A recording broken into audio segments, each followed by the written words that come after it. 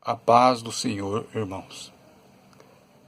É mais um estudo, quer dizer, não é bem um estudo, são explicações, né? Porque estudo tem que ser uma coisa sistemática, a gente vai fazer leituras na Bíblia, mostrar coisas que tem a ver com livros, né? Ou interpretações didáticas e muitos outros detalhes e carece de muito mais tempo também, né? Por exemplo, um estudo seria o que eu vou apresentar aqui para vocês verem depois desse vídeo, né? Eu vou colocar lá no final do vídeo, né, uma playlist que é sobre o que eu vou falar aqui, ó, o cálculo do número da besta, para saber quem é a besta, porque continua aquela ideia, né, aquele vício, né, de acreditar daquela forma antiga, que a besta é um homem, que esse homem vai dominar o mundo, que esse homem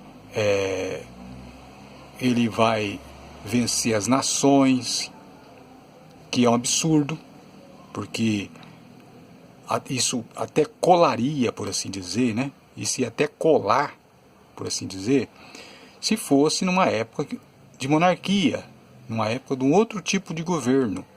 Mas no governo que vivemos hoje, a democracia, um governo mundial feito por um ditador, isso é impossível. Isso é viajar, isso é ter ideias mirabolantes, porque sabemos que a democracia tende a aumentar.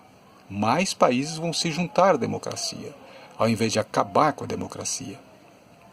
Porque o sistema é oferecido de uma maneira que as pessoas, né, os governantes que ainda, países que não fazem parte, né, eles são incentivados a aceitar esse tipo de governo, que é o governo democrático. Por quê? Porque promete paz e segurança, paz e segurança.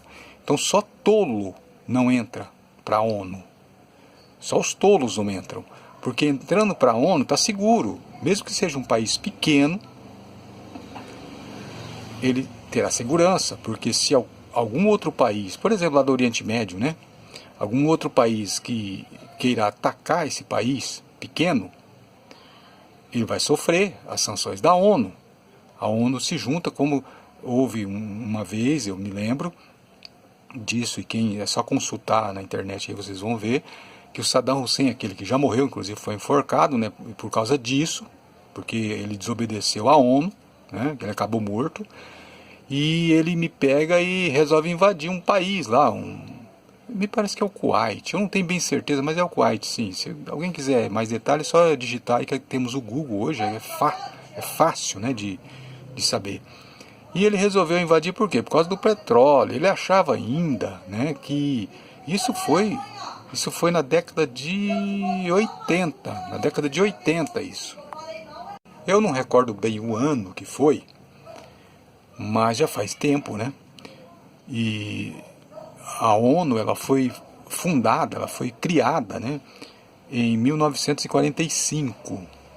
Então, se tivéssemos aí na década de 80, vamos pegar por aí para fazer um cálculo, né? A gente estaria aí 45, 35 anos depois. Então, achava-se que ainda podia invadir um outro país, né? Mas só que esse país fazia parte da ONU, é um país pequeno. Então, o Iraque, que é o país do Saddam Hussein, né? Do finado Saddam Hussein, era muito maior do que esse. E ele achou que ele ia conseguir, né, invadir esse país, ficar com o petróleo do país e numa boa, que nada. Esse país fazia parte da ONU. Quando ele fez isso, se voltou, eu não me recordo ao certo, o número certo, mas me parece que é 28 países. A ONU fez uma reunião e 28 países se prontificaram a atacar o Iraque.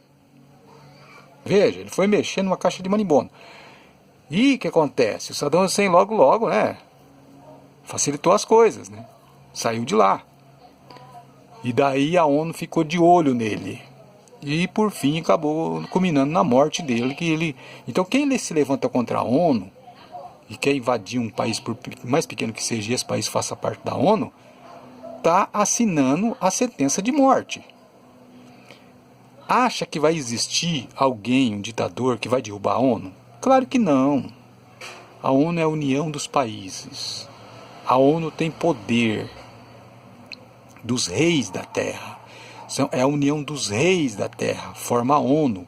A ONU é uma espécie de Deus, uma entidade.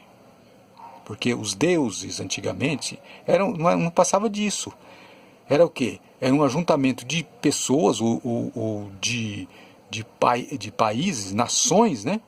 Que faziam o poder dos deuses. Então cada nação tinha o seu deus principal. Mas o que era? Na verdade, era o que se chama hoje de política. Por quê? Porque na época antiga não tinha essa coisa da política, o Estado. Não existia o Estado, existia o rei. Então, se alguém fizesse alguma coisa, quisesse trabalhar em prol desse, entre aspas, Estado, que seria o próprio rei, inclusive a gente vê no Egito, que os reis do Egito, eles se chamavam a si próprios de Egito, né? Por exemplo, Faraó é o Egito e o Egito é Faraó. Então, o próprio rei, né? Temos exemplo também que fala assim, o fulano luta pela coroa, né? A coroa é o governo, por exemplo, da Inglaterra, né? Ele faz parte da coroa. Então era chamado de coroa. Por que coroa? Porque tinha a ver com a rainha. Então, antigamente, não existia essa ideia de Estado. Era o rei. Tudo era em prol do rei. Vou servir o rei. Eu servirei ao tu, rei. Eu te servirei. Aquela coisa de fazer juramento ao rei. Isso é na monarquia. A ideia de Estado, como existe hoje, a democracia, era inaceitável. Não existia isso. Tinha que ser uma família de nobres, né? Para poder reinar. Né? Tinha essa coisa tribal, né? Quando veio a ONU, oficializou essa questão do Estado. Inclusive, desculpa, até falei errado agora. Embora que Saddam Hussein também, o Iraque lá, era Babilônia, né? O rei da Babilônia, o Nabucodonosor, ele quis fundar um Estado. Ele foi o primeiro que teve essa ideia de fazer um Estado. Só que na época não funcionou, né? Veja que é mais chamado de Babilônia do que Nabucodonosor. Por quê? Porque ele quis fazer um Estado. Ele tentou fazer um Estado. Quando ele fez aquela estátua alta, né, imponente, de ouro, toda de ouro, aquela estátua representava que Deus? Nenhum Deus. Os deuses de Babilônia. Não era, porque senão estava escrito ali no capítulo 3 de Daniel, estaria escrito ali que Deus, que aquela estátua representava. Não era um Deus, a estátua de um Deus, não. Desculpa falar, né? Saddam Hussein de novo, porque Saddam Hussein quis reconstruir Babilônia, não sei se vocês sabem disso, né? Então o Nabucodonosor, ele quis fundar uma espécie de Estado naquela época, mas não funcionou. Ele quis fazer, não era tempo, né? Por isso que Deus fez com que não desse certo naquela época. Foi dar certo na nossa época, né? E ele fez aquela estátua enorme e falou: todos terão que se curvar diante de Babilônia. A estátua representava Babilônia. A estátua era um símbolo do Estado. Não era um Deus, um símbolo do Estado. Mas Sadraque, Mesaque e Abednego não se curvaram diante do Estado. Por isso que lemos lá em Apocalipse, falando de Babilônia. Caiu a grande Babilônia. No capítulo 18 a gente lê isso. Por quê? Porque foi resgatado. Claro que quem ditou o Apocalipse foi o anjo enviado por Jesus. Portanto, não foi João que escreveu de si próprio. E isso haveria de acontecer no final dos tempos, onde já teria se instalado o Estado, né, como um Deus, que a gente vê hoje, tem bandeira, ergue-se a bandeira, canta um hino com a mão no coração, amada, idolatrada, salve, salve. Então o Estado hoje é um Deus. As pessoas aí falam, tem que ser patriota, e não está entendendo que estão adorando um Deus, o Deus Estado, né? E então, Apocalipse 18, a gente vê lá a menção de que a Babilônia, mas a Babilônia naquela época não existia mais, há muito tempo não existia mais. Então é uma figura, é um exemplo de figura. Então por que fala de uma estátua e fez uma imagem e todos teriam que adorar a imagem? Por quê? Fazendo referência a Nabucodonosor e a sua estátua, a sua imagem. né? Aquele que adorar a imagem está perdido. Por quê? Porque temos o exemplo de que Mesaque, Sadraque e Abednego não se curvaram diante da imagem. Eles não se curvaram, eles foram vitoriosos. Depois de ser lançado, por exemplo, na fornalha de fogo, eles não se queimaram, porque Deus salvou eles, devido a eles não terem se curvado diante da imagem. Então tem tudo isso. A gente vê em Apocalipse, no capítulo 14, depois do versículo 9, a gente vê que quem adorar a imagem vai ser queimado no fogo. Vai ser queimado no fogo. Isso está no versículo 10 do capítulo 14. Você vai ler lá. Tem o 10 e o 11, né? Versículo 10, versículo 11, capítulo 14. Fala da imagem, do número da besta e tal. Fazer uma referência a quem? Uma referência ao livro de Daniel, falando da imagem de Nabucodonosor. O Apocalipse é todo figurado. O Apocalipse faz menção ao Antigo Testamento em todos os seus versículos. Ele é montado com base no Antigo Testamento. É o que as pessoas não entendem. As pessoas pensam que o Apocalipse é um livro que foi escrito do zero. Não, não foi não. O Apocalipse é menção do Antigo Testamento. Nos seus 404 versículos tem 512, mais de 512 referências ao Antigo Testamento. Tem pessoas que fazem leitura do Apocalipse como se fosse um livro que começou do zero, ou seja, uma coisa totalmente nova, uma mensagem que não existe referência já na Bíblia a respeito do Apocalipse. Claro que estão errados em fazer isso, porque o Apocalipse é um mosaico de profecias do Antigo Testamento. Vai falar, mas por que Deus teve esse propósito? Para que fazer menção do Antigo Testamento, montar todo o Apocalipse com passagens do Antigo Testamento? É exatamente isso que eu acabei de dizer agora. O Apocalipse é uma montagem do Antigo Testamento. São todos textos do Antigo Testamento. Então o Apocalipse é um livro montado com textos do Antigo Testamento. Todo o Apocalipse. Por que Deus faria isso? Por quê? Porque os judeus, eles não aceitam que Jesus é o Messias. Os judeus, eles não acreditam. Quando eu falo judeu, eu estou falando do judaísmo, principalmente ortodoxo, né? O judaísmo ortodoxo. Então eles não acreditam, e naquela época também, de João, dos apóstolos, eles não acreditavam. Eles eram os principais protestantes, eles protestavam, eles eram contra Jesus ser o Messias.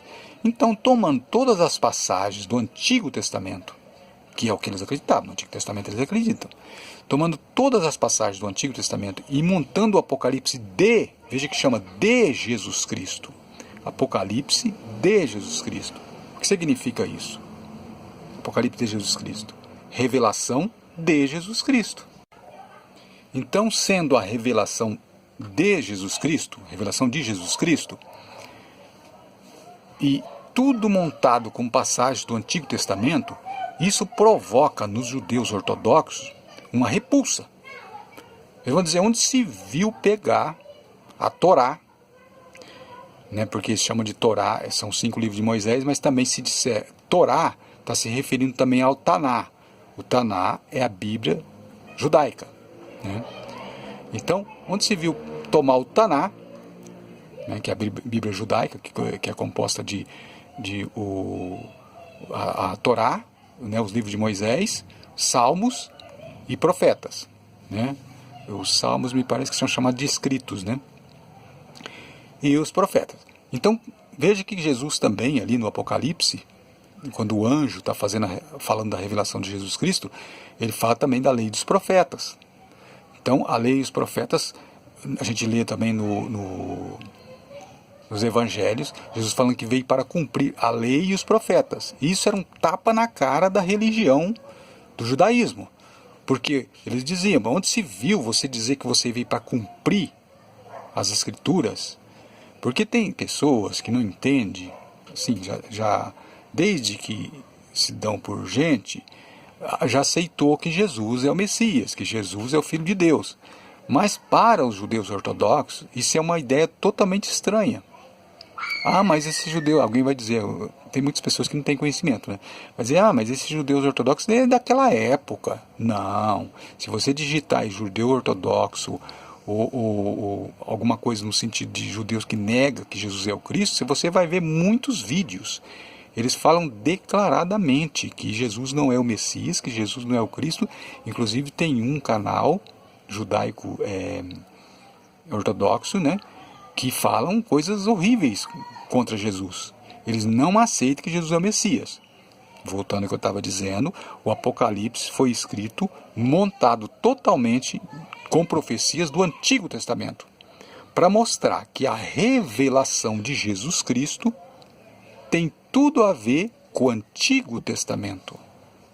Porque o Antigo Testamento é o que é crível pelo judaísmo. Eles acreditam no Antigo Testamento. O Novo Testamento eles abominam. Então o Apocalipse foi montado com todo o Apocalipse é montado de profecias do Antigo Testamento, é um mosaico de profecias do Antigo Testamento, justamente para ser uma prova de que Jesus é o Messias, que Yeshua HaMashiach. Por isso o judaísmo ortodoxo não aceita.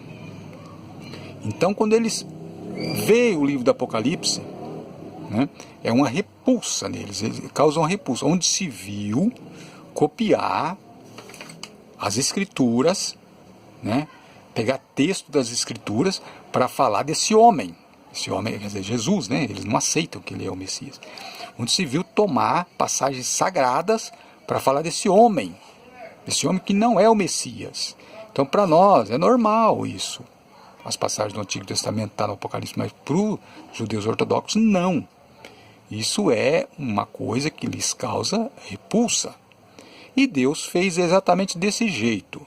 Tomou tudo passagens, profecias que haveria de ter cumprimento, né, do Antigo Testamento e colocou no Apocalipse.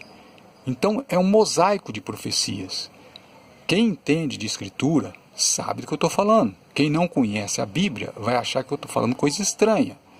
Mas você vai ver, você que tem uma Bíblia que tem referências, principalmente a Almeida, que tem essas referências embaixo no rodapé, você vai ver que no Apocalipse é largo ali a referência, né, a parte ali embaixo de referência é bem larga. Por quê? Porque tem várias referências ao Antigo Testamento. E eu coloquei essa tela aqui para poder falar das interpretações erradas que tem se dado, porque as pessoas não vão no Antigo Testamento para entender. Quando, por exemplo, a gente lê sobre sinal da besta, marca da besta, a imagem da besta está se referindo ao Antigo Testamento. Quando fala da imagem da besta, está se referindo a quem? A que passagem do Antigo Testamento? Está se referindo ao livro de Daniel. Que imagem? A imagem de Nabucodonosor. Que o quê? Que os servos de Deus, Mesaque, Sadraque e Abednego, não adoraram. Eles não adoraram a imagem. Quando eles foram lançados no fogo, eles sobreviveram, porque Deus os salvou, Deus os livrou, porque eles não adoraram a imagem que representaria o Estado. Ali, se desse certo, Babilônia ia ser o primeiro Estado, a forma de governo Estado, a forma de governo que existe hoje, né? Mas não deu certo. Não deu certo por causa de 3 pessoas, né? 3 servos de Deus que não adoraram a imagem. E aí Nabucodonosor teve que desmontar a imagem, derreter tudo, né? E essa imagem, veja que não se fala mais dela.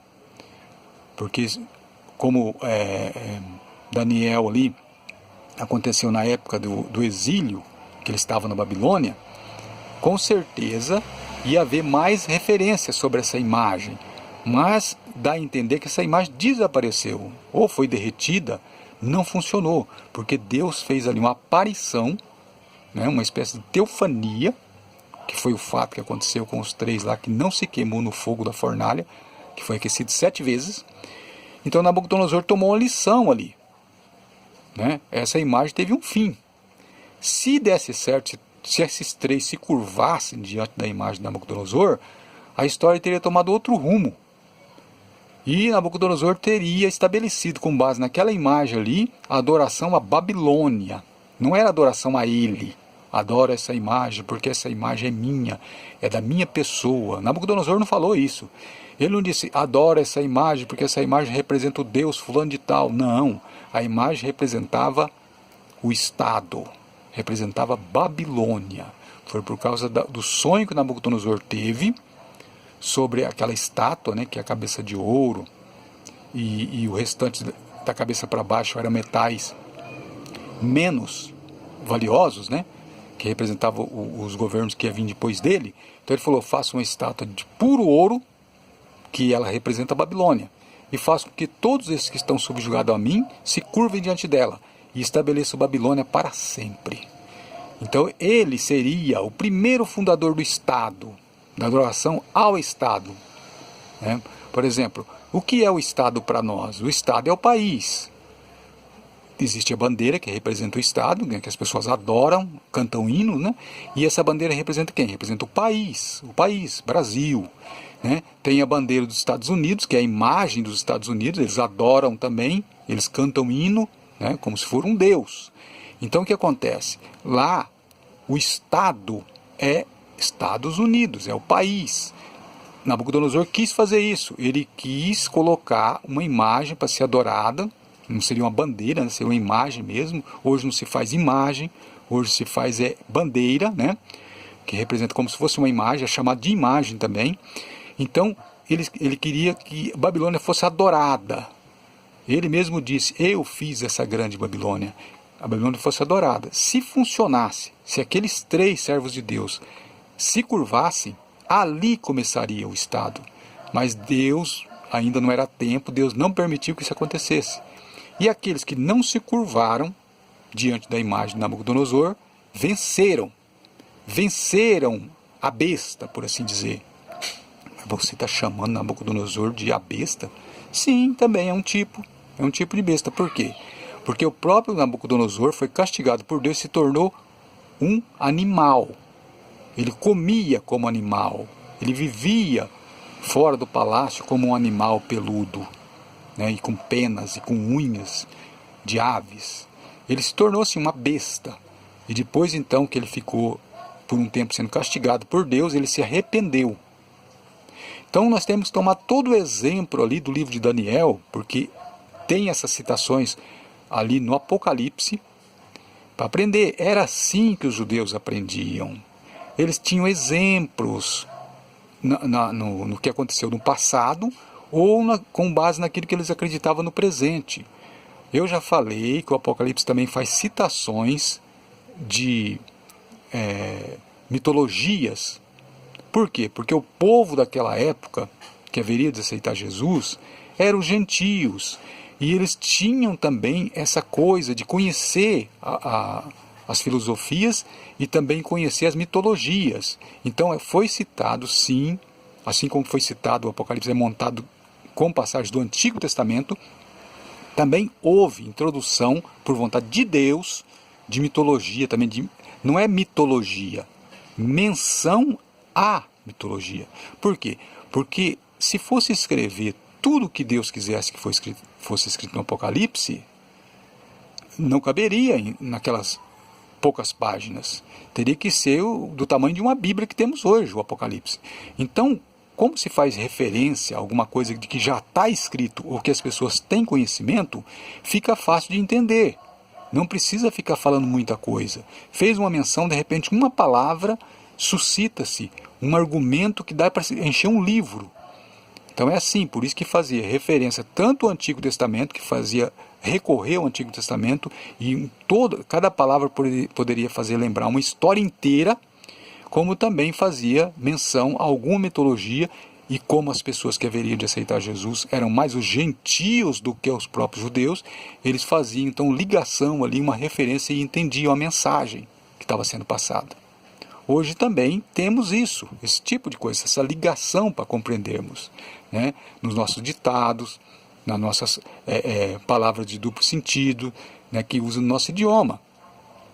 Então você fala uma coisa, suscita-se todo um raciocínio em cima daquela palavra, que não precisa de falar tudo, porque para um bom sabedor, meia palavra basta.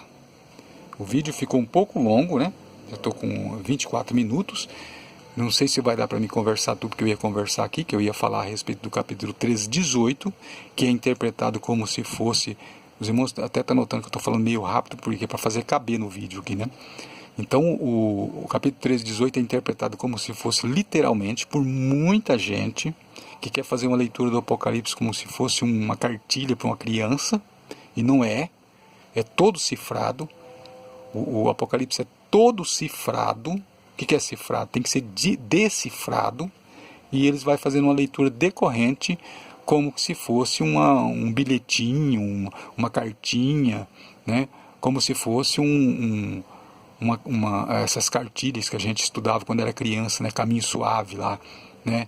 O do Beabá, né? O B é barriga, então barriga, bá, bebi, bobu, essas coisas. Não, o Apocalipse não é para ensinar Beabá, o Apocalipse é cifrado. Então, se você quiser fazer uma leitura do Apocalipse, como fazem em alguns canais que eu vejo, não, aqui está escrito o seguinte, ó, sinal na mão direita e na testa. Então as pessoas vão receber um sinal mesmo na mão direita e na testa. Ah, está dito aqui, ó, que se adorar a imagem e receber o seu sinal, o tal beberá do vinho da ira e tal. Então interpretam como se fosse literal. Não, é tudo menção ao Antigo Testamento. Quando fala do sinal na testa ou na mão, está fazendo referência ao que está escrito lá em Êxodo, que está escrito em Deuteronômio. O que está escrito em Deuteronômio e em Êxodo? Está escrito de que Deus mandou que eles colocassem a Torá, né, os mandamentos de Deus, ali como sinal entre os olhos, quer dizer, na testa, e na mão direita, ou na sua mão, ou entre seus olhos, para que fosse lembrado. Sempre estivesse lembrando dos mandamentos de Deus. E aí a gente lê lá no Apocalipse que a besta faria isso. Colocaria um sinal na testa. Quer dizer o quê? Substituição.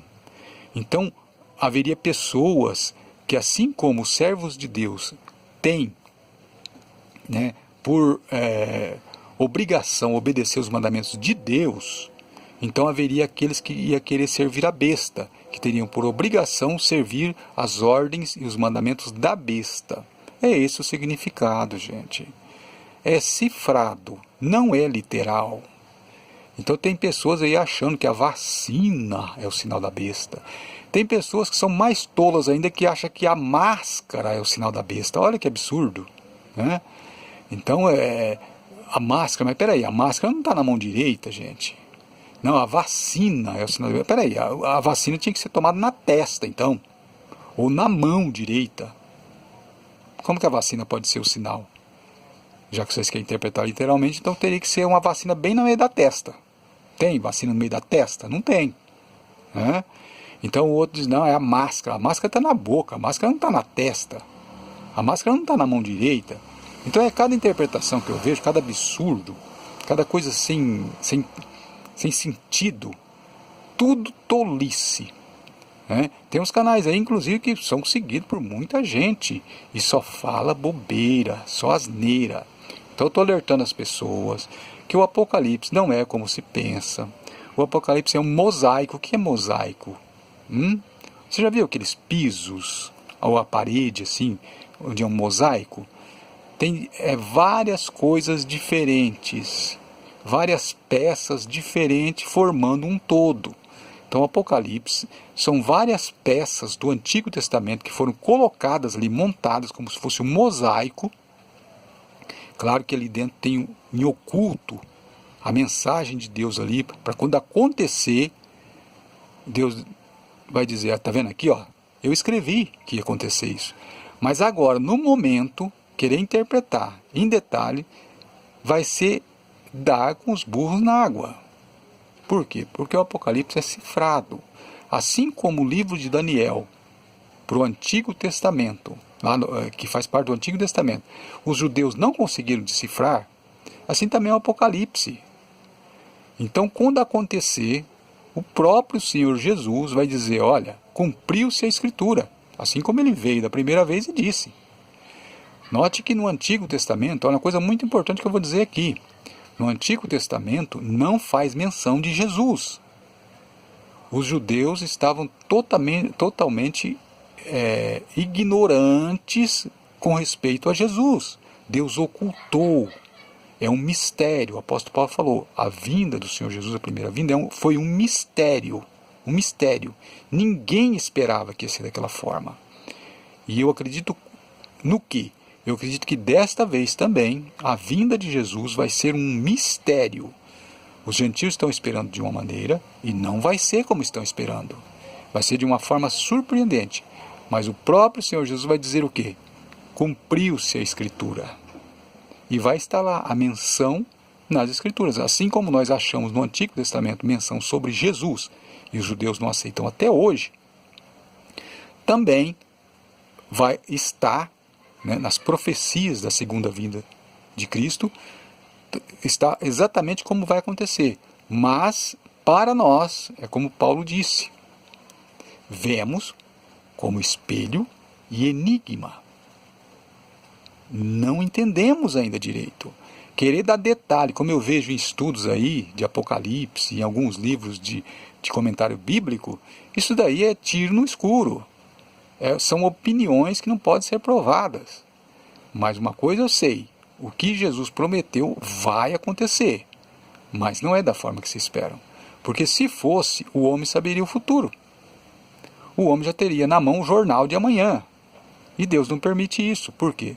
Porque é prioridade, é prerrogativa de Deus ter nas mãos dele o futuro, e não do homem.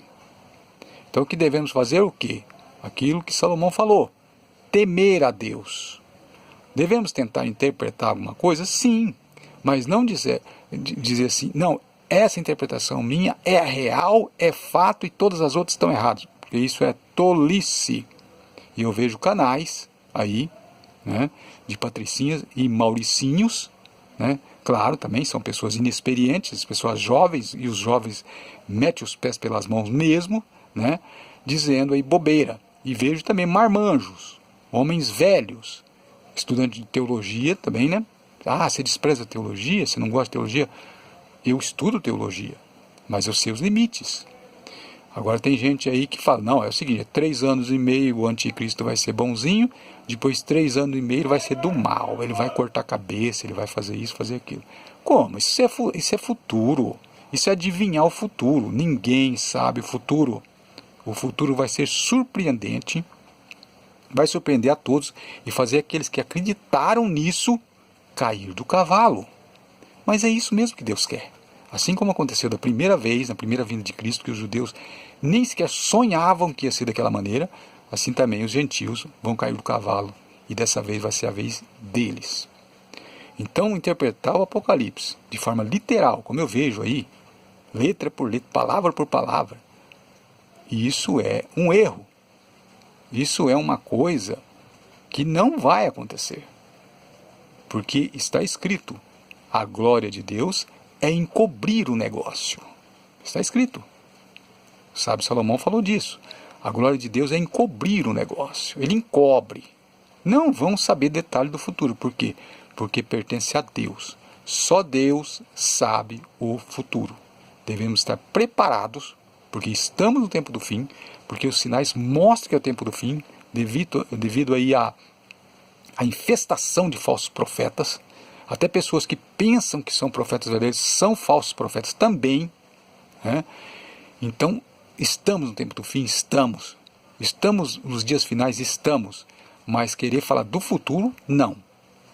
Veja que nos meus vídeos eu sou muito precavido em falar do passado, de ontem, né?